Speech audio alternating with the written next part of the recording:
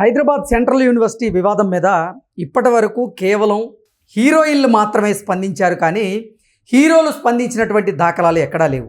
ఈ నేపథ్యంలోనే కొంతమంది నెటిజన్లు హీరోల మీద విరుచుకుపడుతూ ఉన్నారు. అంత పెద్ద వివాదం జరుగుతూ ఉంటే దాని మీద కేవలం హీరోయిన్లు మాత్రమే స్పందించాలా, హీరోలుగా మీకు బాధ్యత లేదా అంటూ కొంతమంది నెటిజన్లు హీరోలని టార్గెట్గా చేసుకొని ఆ వివాదంలోకి లాగుతున్నటువంటి నేపథ్యంలో అసలు ఇది కరెక్టా కాదా అనేది మనం పూర్తి స్థాయిలో విశ్లేషణ చేసుకుందాం. ప్రస్తుతం మనతో పాటు ఉన్నారు ప్రముఖ సినీ రాజకీయ విశ్లేషకులు జగదేవ్ గారు. వారితో మాట్లాడదాం. జగదేవ్ గారు నమస్తే అండి. నమస్తే అండి. జగదేవ్ గారు, హైదరాబాద్ సెంట్రల్ యూనివర్సిటీలో జరుగుతున్నటువంటి ఆ వివాదం గురించి ఇప్పటి వరకు తెలుగు చిత్ర పరిశ్రమలో ఉన్నటువంటి హీరోయిన్లు మాత్రమే స్పందించారు, హీరోలు అయితే స్పందించినటువంటి దాఖలాలు ఉన్నాయి. ఈ నేపథ్యంలోనే కొంతమంది నెటిజన్లు అయితే హీరోలు ఎందుకు స్పందించలేదు అంటూ వారి మీద ఆగ్రహావేశాలను వ్యక్తం చేస్తూ కొన్ని పోస్టులు పెడుతూ ఉన్నారు. వీటిని ఎలా చూడాలి? సోషల్ మీడియా వేదికగా చాలామంది చాలా రకాలుగా ప్రశ్నిస్తారు. బట్ ఎవరి సమస్యలు వాళ్ళకు ఉంటాయి. ఇవాళ రేపు చాలామంది మనకెందుకులే అనుకునే వాళ్ళే. అంటే ఇప్పుడు మనకెందుకులే అనుకోవచ్చు, బట్ ఇప్పుడు మీరు అన్నట్టు సోషల్ మీడియా వేదికగా పబ్లిక్ ఫిగర్ గా ఉండి మనకెందుకులే అనుకుంటే ఎలా సరిపోద్ది? మరి అంతే కదా. అలా అనుకోకపోతే ఇప్పుడు అలా ఒకవేళ కాదు అనుకున్నాడు అనుకోండి, ఆయన ఇప్పుడు ఒక వర్గానికే నచ్చుతాడు.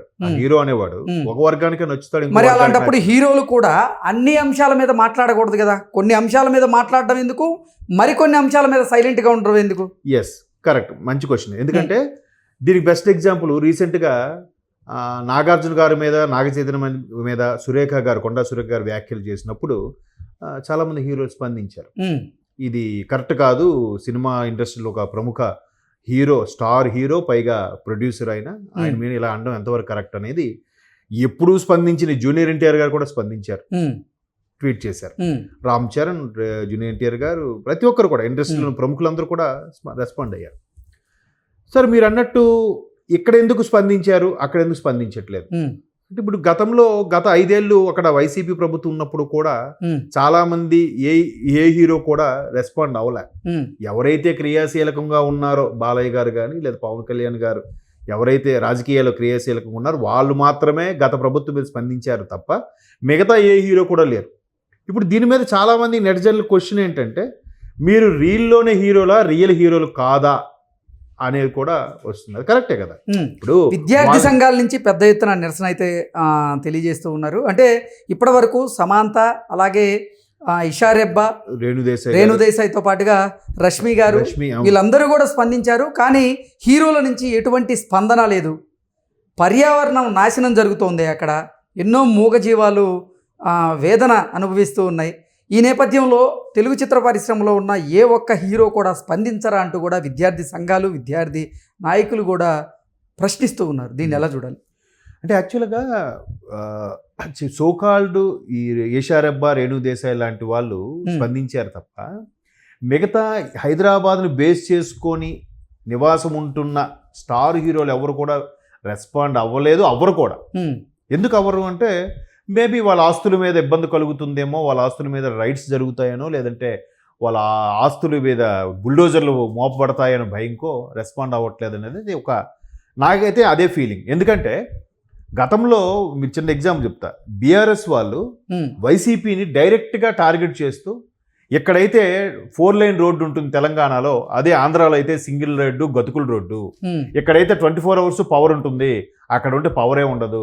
కేటీఆర్ గారు చాలా సందర్భాలు చెప్పారు. మొన్న నా ఫ్రెండ్ సంక్రాంతికి ఊరిల్లు వచ్చాడు, అక్కడైతే పవర్ కట్ అంట, రోడ్లు బాగాలేవంటే, ఇక్కడైతే చక్కగా హైదరాబాద్లో బాగుంది అన్నాడు.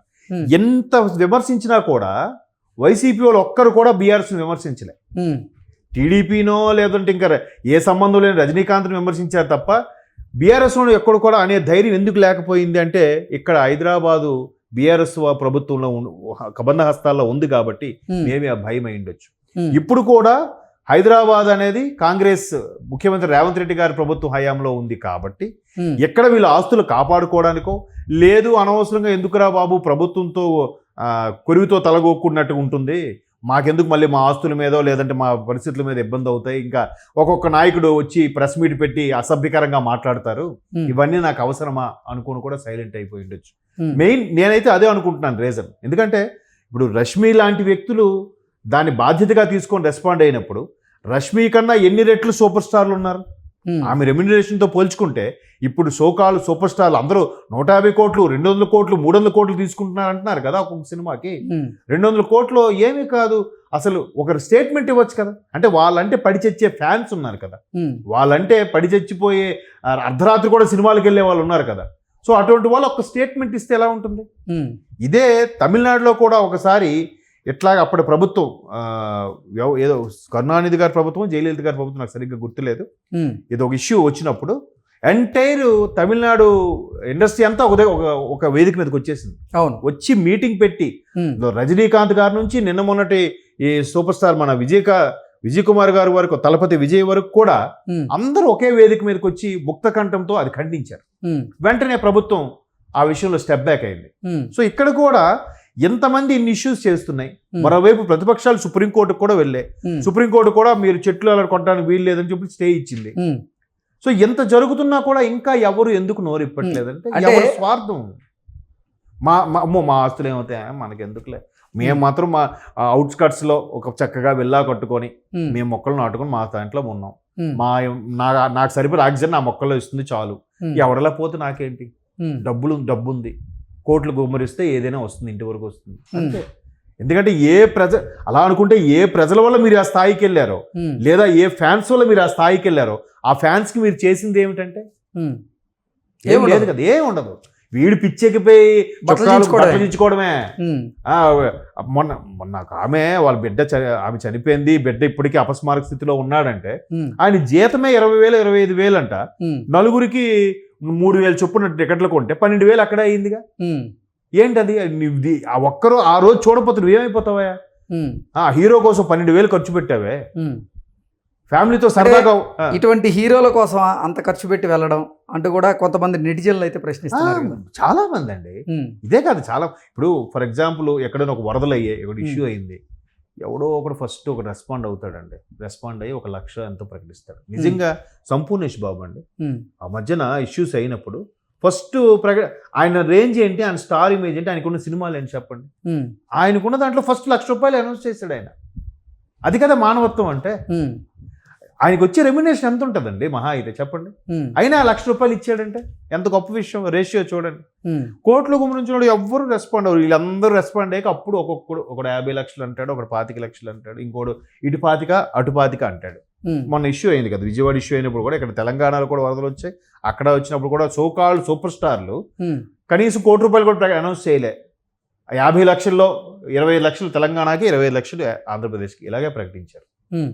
సో దాన్ని మనం ఏమనుకో అంటే వాడెవడో ప్రకటించాడు, మనం ప్రకటించకపోతే బాగోదేమో అనుకుని ప్రకటించే వాళ్ళే తప్ప చాలామంది అవును నేను కష్టపడి సంపాదించుకుంటున్నాను, నేను నీకెందుకు ఇవ్వాలి, నేను నీ పేద ప్రజలకు ఎందుకు ఇవ్వాలి. కాకపోతే అందరు మెంటాలిటీ రామ్ గోపాల్ వర్మ లాంటి మెంటాలిటీ. రామ్ గోపాల్ వర్మ క్లియర్గా అంటాడు ఆయన, నాకు నచ్చినట్టు తీస్తా, నచ్చితే చూడు లేకపోతే మాని. కాకపోతే వీళ్ళు ఇలాగ అనరు, నేను కష్టపడుతున్నాను, నచ్చితే చూడు లేకపోతే మాని, నేను కష్టపడితే నాకు ప్రొడ్యూసర్ ఇస్తున్నాడు అబ్బా, నేను నీకోసం ఎందుకు పెట్టాలి. ఎన్నో చెట్లు నరికివేయబడ్డాయి, ఎన్నో మూగజీవాలు అక్కడ ఇబ్బంది పడుతూ ఉన్నాయి. అంటే వాటి గురించి అయినా సరే స్పందించాల్సినటువంటి బాధ్యత లేదా ఈ సోకాల్డ్ హీరోల కంటే ఏం చెప్తారు? ఇప్పుడు ఆ మూగజీవాల కోసము బ్లూ క్రాస్ అని ఒక ఇది కూడా ఉంది కదా, పేర్లు అనవసరం. మరి అది ప్రత్యేకంగా పెట్టిందే మూగజీవాల కోసం కదా, వాళ్ళైనా స్పందించాలిగా. అదే నా నెక్స్ట్ ఎక్స్ప్లెనేషన్ అదే. బ్లూ క్రాస్ అని పెట్టి ఆ మూగజీవాలు ఎక్కడా ప్రశ్నించువు అని చెప్పి వాటి కోసం మేమున్నాము అని మాట్లాడేవాళ్ళు.